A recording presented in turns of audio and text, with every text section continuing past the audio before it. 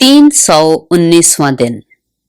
पुराने अहदनामा में से आज की तलावत हिजकियेल नबी की किताब, उसका 28वां बाब, पहली आयत से लेकर 29वें बाब की 21वीं आयत तक। फिर खुदावंद का कलाम मुझ पर नाजिल हुआ कि ए आदमजाद, वालिये सूर से कह, खुदावंद खुदा यूं फरमाता है, इसलिए कि तेरे दिल में घुमंड समाया और तूने कहा मैं खुदा हूं और वस्ते बहर में इलाही तख्त पर बैठा हूं, और तूने अपना दिल इलाह का सा बनाया है, अगरचे तू इलाह नहीं बल्कि इंसान है। देख, तू दानियेल से ज्यादा दानिशमंद है। ऐसा कोई भेद नहीं जो तुझसे छुपा हो। तूने अपनी हिकमत और खिर्द से माल हासिल किया और सोने चांदी से अपने खजाने भर लिए। तूने अपनी बड़ी हिकमत से, अपनी सौदागरी से अपनी दौलत बहुत बढ़ाई और तेरा दिल तेरी दौलत के बायस फूल गया है। इसलिए खुदावंद खुदा यूं फरमाता है, चूंकि तूने अपना दिल इलाह का सा बनाया, इसलिए देख, मैं तुझ पर परदेसियों को जो कौमों में हैबतनाक हैं चढ़ा लाऊंगा। वो तेरी दानिश की खूबी के खिलाफ तलवार खींचेंगे और तेरे जमाल को खराब करेंगे। वो तुझे पाताल में उतारेंगे और तू उनकी मौत मरेगा जो समंदर के वस्त में कत्ल होते हैं। क्या तू अपने कातिल के सामने यूं कहेगा कि मैं इलाह हूं, हालांकि तू अपने कातिल के हाथ में इलाह नहीं बल्कि इंसान है। तू अजनबी के हाथ से नामख्तून की मौत मरेगा, क्योंकि मैंने फरमाया है, खुदावंद खुदा फरमाता है। और खुदावंद का कलाम मुझ पर नाजिल हुआ कि ए आदमजाद, सूर के बादशाह पर ये नौहा कर और उससे कह, खुदावंद खुदा यूं फरमाता है कि तू खातिमुल कमाल, दानिश से मामूर और हुस्न में कामिल है। तू अदन में बागे खुदा में रहा करता था। हर एक कीमती पत्थर तेरी पोशिश के लिए था, मसलन याकूते सुर्ख और पुखराज और अलमास और फिरोजा और संगे सुलेमानी और जबरजद और नीलम और जुमर्द और गोहर शबचराग, और सोने से तुझ में खातिम साजी और नगीना बंदी की सन्नत तेरी पैदाइश ही के रोज से जारी रही।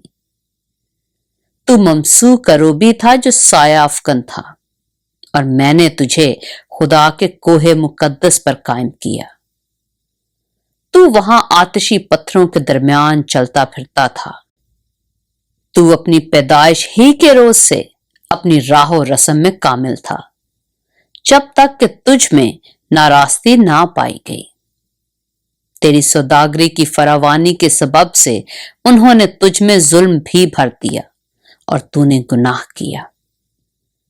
इसलिए मैंने तुझको खुदा के पहाड़ पर से गंदगी की तरह फेंक दिया और तुझ साया अफकन करोबी को आतिशी पत्थरों के दरमियान से फना कर दिया। तेरा दिल तेरे हुस्न पर घुमंड करता था। तूने अपने जमाल के सबब से अपनी हिकमत खो दी। मैंने तुझे जमीन पर पटक दिया और बादशाहों के सामने रख दिया है, ताकि वो तुझे देख लें। तूने अपनी बदकिरदारी की कसरत और अपनी सौदागरी की नारास्ती से अपने मकदसों को नापाक किया है। इसलिए मैं तेरे अंदर से आग निकालूंगा जो तुझे भस्म करेगी, और मैं तेरे सब देखने वालों की आंखों के सामने तुझे जमीन पर राख कर दूंगा। कौमों के दरमियान वो सब जो तुझको जानते हैं तुझे देखकर हैरान होंगे। तू जाए इबरत होगा और बाकी ना रहेगा। फिर खुदावंद का कलाम मुझ पर नाजिल हुआ कि ए आदमजाद, सैदा का रुख करके اس کے خلاف نبوت کر اور کہہ، خداوند خدا یوں فرماتا ہے کہ دیکھ، میں تیرا مخالف ہوں اے سیدہ، اور تیرے اندر میری تمجید ہوگی، اور جب میں اس کو سزا دوں گا تو لوگ معلوم کر لیں گے کہ میں خداوند ہوں، اور اس میں میری تقدیس ہوگی۔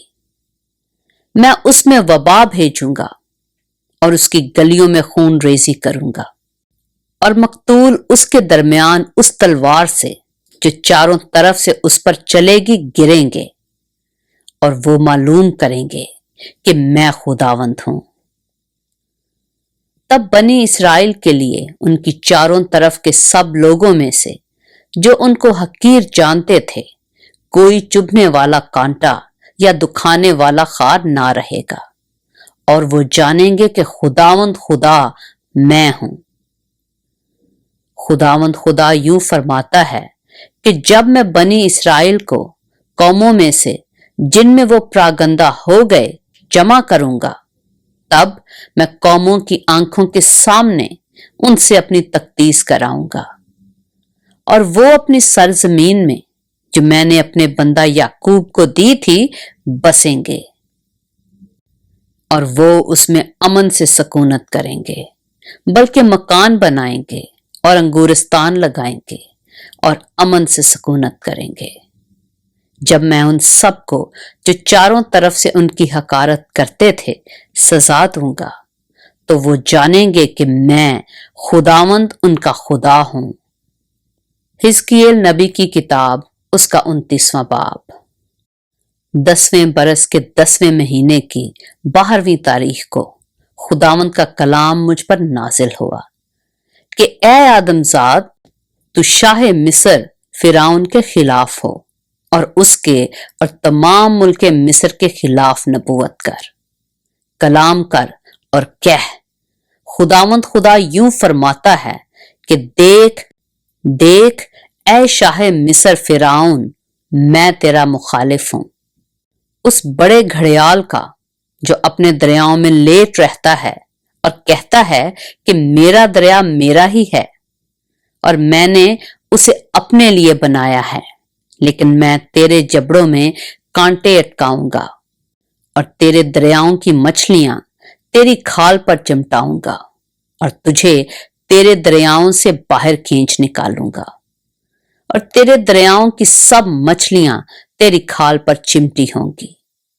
اور میں تجھ کو اور تیرے دریاؤں کی مچھلیوں کو بیابان میں پھینک دوں گا۔ تو کھلے میدان میں پڑا رہے گا، تو نہ بٹورا جائے گا نہ جمع کیا جائے گا۔ میں نے تجھے میدان کے درندوں اور آسمان کے پرندوں کی خوراک کر دیا ہے، اور مصر کے تمام باشندے جانیں گے کہ میں خداوند ہوں۔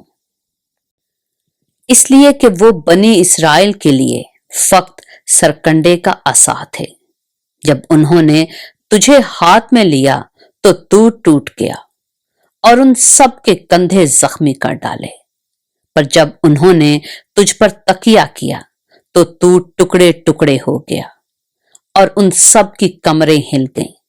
اس لیے خداوند خدا یوں فرماتا ہے کہ دیکھ، میں ایک تلوار تجھ پر لاؤں گا اور تجھ میں انسان اور حیوان کو کاٹ ڈالوں گا، اور ملک مصر اجاڑ اور ویران ہو جائے گا، اور وہ جانیں گے کہ میں خداوند ہوں۔